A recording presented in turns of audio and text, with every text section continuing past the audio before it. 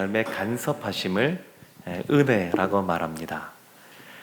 이 은혜가 신자에게는 없어서는 안 될, 꼭 필요한 그러한 것입니다.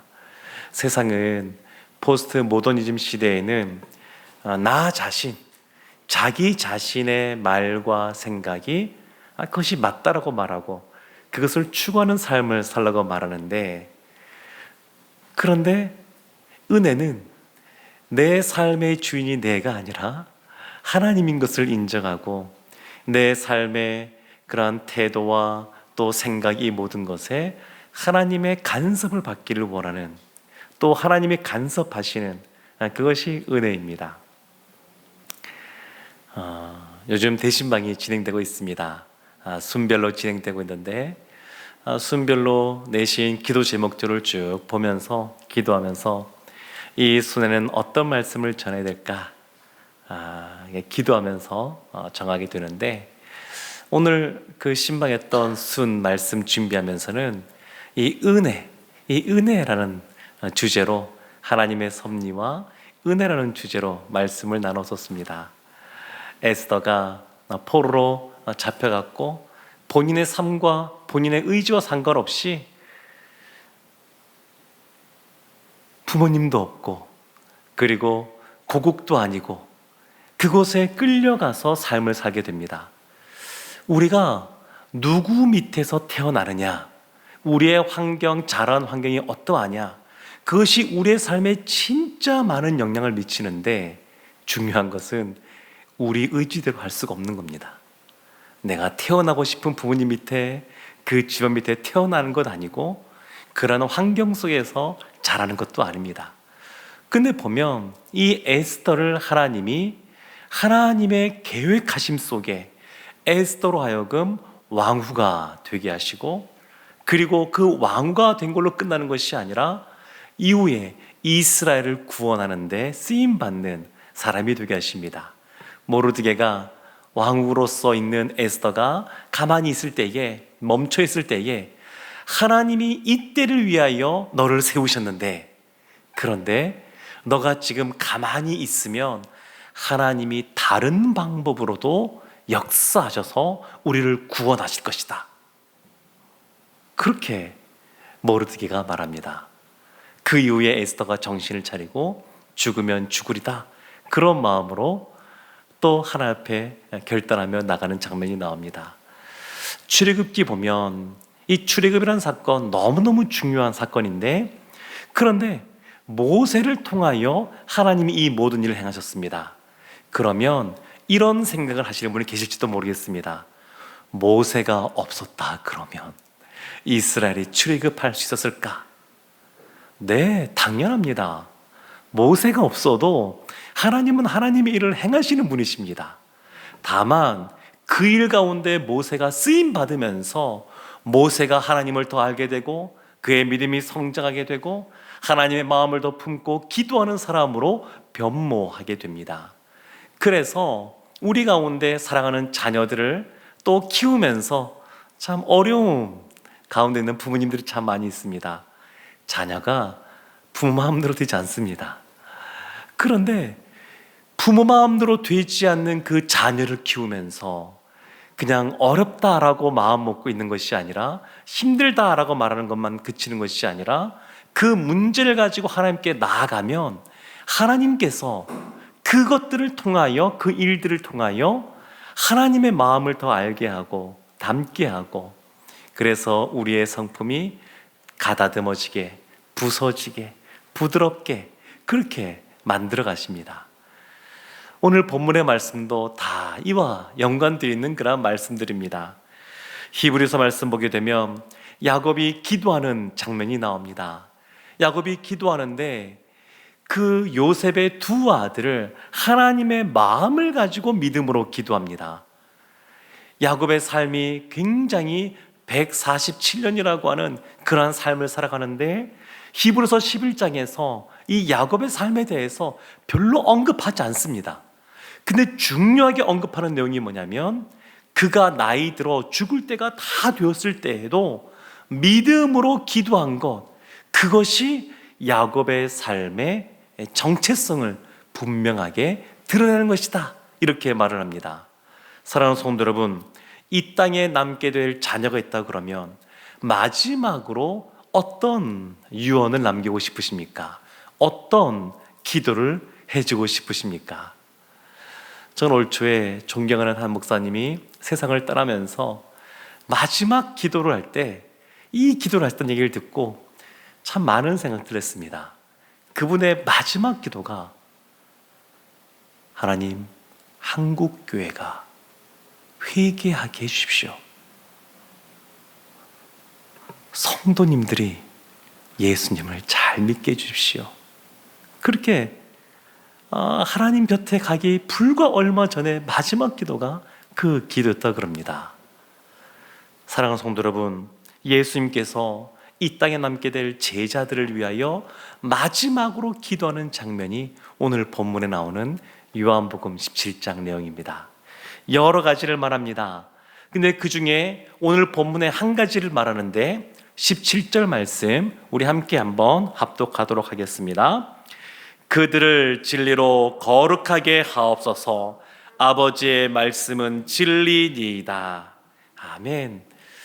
이 시간 우리 예배당에도 많은 성도들 계시지만 실시간으로도 함께 집이 멀리 계신 분들, 또 일이 늦게 끝나시는 분들 또 하고 계십니다. 우리 성도님들도 성경책 같이 갖고 계시죠? 네, 제가 지금 금요일날 웬만해서 요즘에 말씀을 잘 안 띄고 있습니다. 네, 성경책 펼치고 읽으시라고 제가 안 띄고 있는데 말씀 찾겠습니다 그러면 성경책을 펼치셔서 이렇게 찾으시면 더 좋을 것 같습니다. 근데 보면 진리로 거룩하게 하옵소서, 이렇게 말합니다. 진리로 거룩하게 하옵소서. 지금 제자들은 예수님을 믿는 하나님의 자녀이고 성도라고 불려지는 거룩한 사람들입니다. 이미 예수님을 믿는 사람들은 하나님 은혜 가운데 거룩한 백성이 되었습니다. 이미 거룩한 백성이라고 하는 성도라고 불려지고 있습니다. 그런데 지금 거룩하게 하옵소서, 이렇게 기도를 합니다. 이미 거룩한 자들이라고 하는 성도라고 불려지고 있는데 여전히 거룩하게 하옵소서, 이렇게 말하고 있는 겁니다. 성도, 거룩한 무리라고 하는 이 성도라고 하는 말은 하나님께 속한 사람이란 뜻입니다. 우리의 신분이, 우리의 소속이 어디냐? 하나님께 속했다는 겁니다. 그런데 우리의 신분과 소속은 거기에 속해 있는데, 그럼 우리의 믿음의 수준, 우리의 신앙의 수준은 어떠하냐? 그것이 이 말입니다. 거룩하게 하옵소서. 19절 말씀도 함께 우리가 한번 합독하도록 하겠습니다. 또 그들을 위하여 내가 나를 거룩하게 하오니 이는 그들도 진리로 거룩함을 얻게 하려 함이니이다. 그들을 위하여 내가 나를 거룩하게 하오니, 예수님이 제자들을 위하여 자신을 거룩하게 만든다고 말하는데 이것은 십자가 사건을 말합니다. 예수님이 십자가를 지심으로 제자들이 더 거룩해지기를 원하십니다. 한국에 처음에 선교사님들이 들어왔을 때에 그들이 복음을 전할 때 아주 압축해서 전하던 말이 무엇이었냐면 예수 천당, 불신 지옥이었습니다. 복음이 그것만을 말하고 있지는 않지만 가장 중요한 것, 압축해서 예수 믿으면 구원받습니다, 천당 갑니다, 그걸 전하는 것이었습니다. 그런데 이것이 그 당시에 굉장히 효과를 발휘하긴 했지만 어떠한 생각을 우리에게 집어주었냐면, 예수님 믿고 구원받았으면 이제 다 됐구나, 다 끝났구나, 이런 생각을 갖게 하는 겁니다. 근데 사실 예수님 믿고 구원받은 것은 이제 신자로서의 첫 걸음을 뗀 겁니다. 구원받음으로써 끝나는 것이 아니라 구원받은 자로서 이제 예수 그리스도를 본받아서 그리스도의 장성한 분량에 이르기까지 나아가야 됩니다. 거룩도 마찬가지입니다. 구원도 예수님 믿고 구원 얻은 걸로 끝나는 것이 아니라 그의 믿음이 성장해 가야 되는 것처럼, 구원의 삶을 살아가야 되는 것처럼, 거룩한 산 제물로서 삶의 예배를 드려야 되는 것처럼 거룩도 마찬가지입니다. 이미 거룩한 자라고 하는, 성도라고 하는 그러한 이름으로 불려지게 되었지만, 그러나 더욱더 우리의 삶 가운데 세상과 구별된 삶을 살아야 됩니다. 사랑하는 성도 여러분, 예수님 전하는 것 때문에 세상 사람들로부터 손가락질 당하고 그만 좀 하라고 하는 그러한 핀잔도 듣고 그러십니까? 대신자에게 이제 우리 교회 새생명 축제 있으니까 함께 갑시다 라고 말할 때, 아이 그만 좀 해, 그런 얘기 할 것 같으면 나 만나지 마, 이런 얘기 혹시 듣고 계십니까? 이러한 이야기를 들으려면 전제가 뭐냐면 복음을 전해야 됩니다. 거룩한 우리가 백성인데 여전히 이 세상과 구별된 삶을 살고 잔다 그러면 세상과 우리는 다른 존재라고 하는 것, 그것을 깨닫고 세상과 영적인 전쟁을 벌여야 됩니다.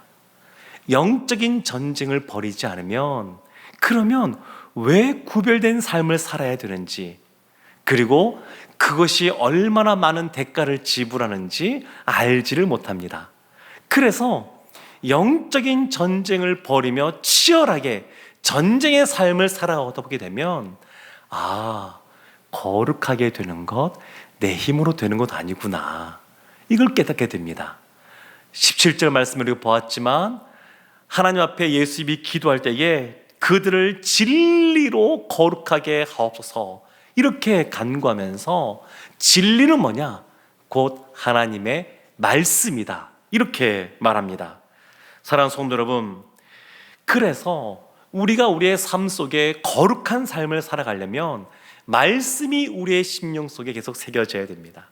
말씀이 우리의 삶을 가득 차서 우리를 잡고 있어야 됩니다. 한국교회가 위기라는 말을 참 많이 합니다. 여러 가지 저는 통계들을 계속 보고 있는데, 우리 교단도 1년 전, 2년 전 비교해보면 생각보다 많은 성도수 감소, 그러한 조사들이 나와 있습니다.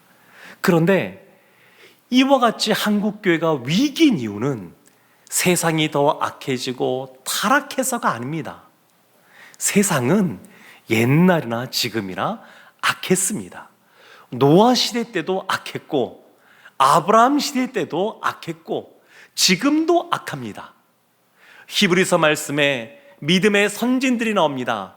구약 시대 때 아직 예수 그리스도가 희미하게 보일 때, 그때 삶을 살아갔던 믿음의 선조들이 예수 그리스도가 희미하게 보임에도 불구하고 믿음으로 삶을 결단하고 살아간 것처럼, 이제 예수 그리스도가 희미한 걸 지나서 이 땅에 오셨으니 신약 시대를 살아가는 성도들은 이전 구약 시대 성도들보다 더 믿음의 삶을 살아야 되지 않겠느냐, 그러한 말씀이 히브리서 11장의 그 말씀입니다. 구약 시대 때 인물들보다 우린 예수 그리스도를 보다 더 선명하고 분명하게 보고 알고 있습니다. 그래서 그 예수 그리스도를 더 믿음으로 우리가 섬기고 또 믿고 따라가야 되는데, 현실은 넉넉지 않습니다. 그래서 구약의 그 믿음의 영웅들이 우리를 격려해주고 있는 겁니다. 힘을 내라고, 믿음의 삶을 살아가라고, 우리도 그러한 삶을 살았노라고 그렇게 격려해주고 있는 겁니다. 사랑하는 성도 여러분, 그래서 세상은 여전히 우리의 삶 가운데 파도로 몰려옵니다. 때로는 작은 파도처럼 이렇게 밀려오기도 하고, 또 어떤 때는 얼마 전에 그 부산의 태풍 때문에 거기에 있는 그 마린시티에 물이 확 덮치는데, 그런 영상이 있었습니다. 그 사람이 있어서 피하게 하려고 순찰차가 가고 있었는데 파도가 확 덮치니까 그냥 차가 힘없이 쫙 밀려가는 그러한 영상이 있었습니다. 파도가 굉장히 높게 칩니다. 그런데 이와 같은 그 파도가 때로는 항해를 하다 보게 되면 깊은 바다에서는 더 큰 집채보다 더 큰 파도가 치기도 합니다. 한국 교회가 믿음의 항해를 할 때에도, 성도가 믿음의 항해를 할 때에도 마찬가지입니다. 주변에는 파도가 몰려옵니다. 멀리서 올 땐 평온해 보여도 가까이 가서 보게 되면 끊임없이 파도가 치고 물결이 넘실거립니다. 그런데 우리가 기억해야 될 것이 있습니다. 파도가 높이 친다 그래서 배가 뒤집어지는 것이 아닙니다. 배가 침몰하는 것이 아닙니다. 항공모함 같은 그러한 거대한 배란다 할지라도 파도가 높게 칠 때는 그 배를 집어삼킬 듯이 크게 닥쳐옵니다. 몰려옵니다. 그럼에도 불구하고 배가 침몰하지 않습니다. 왜 침몰하지 않을까요? 배는 엔진이 살아있어서 그렇습니다. 그러니까 세상이 더 악하다 그래서 한국교회가 위기가 아니라, 한국교회의 위기는 그리스도의 밝은 빛을 잃어버리는 겁니다. 신자가 세상에서 구별된 삶을 살지 못하는 겁니다. 그것이 한국교회의 위기입니다. 세상은 예전에도 악했고 지금도 악하고 이후에도 주님께서 오시기 그 전까지 악할 겁니다. 그런데 이 악한 어두운 세상 가운데 어떻게 살아갈 것이냐? 그리스도의 밝은 빛을 갖고 말씀 붙잡고 살아가면 어떠한 상황 속에서도 침몰되지 않습니다. 지금 우리나라 보면 정치적으로, 경제적으로, 사회적으로 여러 가지 어려움들이 많다는 뉴스들이 막 쏟아지고 있습니다. 그런데 예전에도 보면 좋은 뉴스보다는 안 좋은 뉴스가 많았고, 기억을 다듬어 보게 되면 저도 신문을 본 수십 년의 그 세월 동안 경제가 좋다 이런 말보다는 힘들다 그런 말을 훨씬 더 많이 본 것 같습니다. 그러니까 세상은 늘 어려움이 있습니다. 우리의 삶 가운데도 보면 때로는 질병에 걸리기도 하고 생각지 못했던 어려운 일을 맞닥뜨리기도 합니다. 그런데 그런 것이 우리의 삶을 죽어가는 것이 아니라, 중요한 것은 교회가 말씀을 가지고 진리의 삶을 살아가느냐, 그리하여 거룩된 모습으로 있느냐, 성도가 진리로 말미암아, 진리의 말씀으로 말미암아 거룩하게 살고 있느냐, 이것이 중요합니다. 외부의 그와 같은 어려움들은 교회가 교회 되도록, 성도가 성도 되도록 만드는 그러한 도구에 불과합니다. 사랑하는 성도 여러분,